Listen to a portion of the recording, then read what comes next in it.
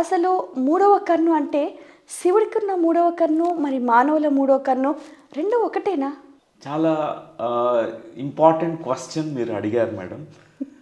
ఎందుకంటే మూడవ కన్ను అనగానే మనకి శివుడు, పరమశివుడు గుర్తొస్తారు అందరికీ కూడా. మనకి డౌట్ వస్తుంది, మనం జానులందరికీ కూడా మూడవ కన్ను తెరుచుకుంటుంది అన్నప్పుడు, అంటే పరమశివుడికి ఉన్న మూడో కన్ను, నాకు ఓపెన్ అయిన మూడో కన్ను ఒకటేనా అనే డౌట్ అందరికీ కలుగుతుంది. ఆ రెండు ఒకటే మేడం. ఎందుకంటే ఆ పరమశివుడు అందరిలో ఉన్నాడు. జీవుడే శివుడు అంటాం, మానవుడే మాధవుడు అంటాం. సో ఈ లోపల ఉన్న ఆత్మ, ఆ సర్వాత్మ, ఆ సృష్టి అంతా ఉన్న వ్యాపించి ఉన్న పరమశివుడు, పరబ్రహ్మము అంతా ఒకటే. అక్కడ బ్రహ్మాండంలో ఉన్నది ఇక్కడ పిండాండంలో ఉంటుంది, ఈ అండాండంలో పిండాండంలో ఉంటుంది.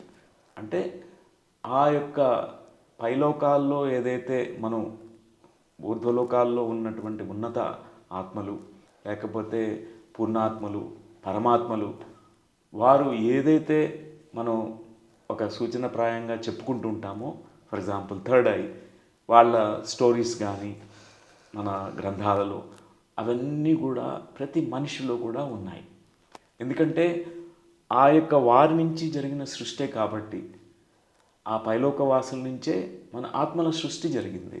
వారి యొక్క కోడింగ్ ప్రకారం ఎలా అయితే ఒక తల్లి తండ్రి వాళ్ళ జెనెటిక్ కోడింగ్ ప్రకారం వాళ్ళ పిల్లలు ఉంటారో, ఆత్మల సృష్టి కూడా ఆ పూర్ణాత్మల నుంచి జరిగింది.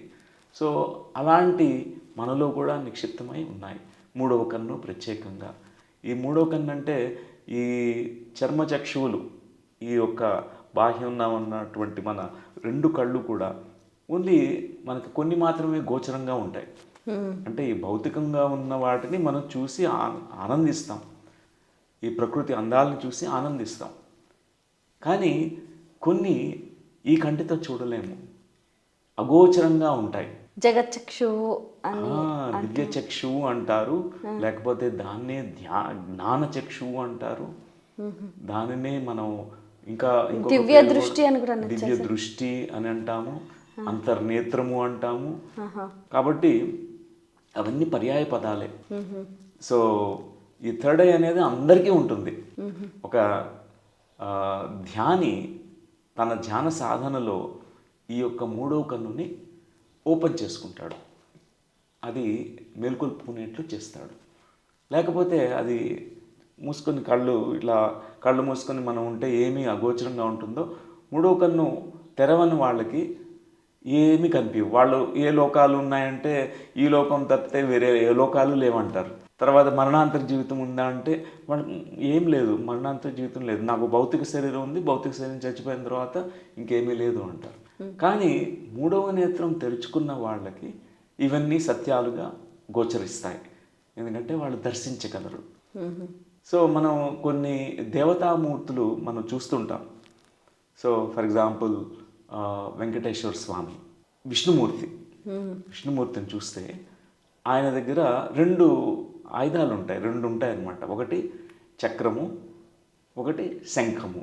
ఈ రెండు కూడా మన యొక్క మూడవ కన్నుకి సంబంధితంగా ఉన్నటువంటి అంశాలే.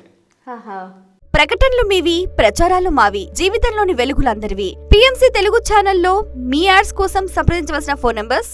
ఇప్పుడు ఫర్ ఎగ్జాంపుల్ అంటే ఎలా రిలేట్ చేసుకోవచ్చు అంటారు?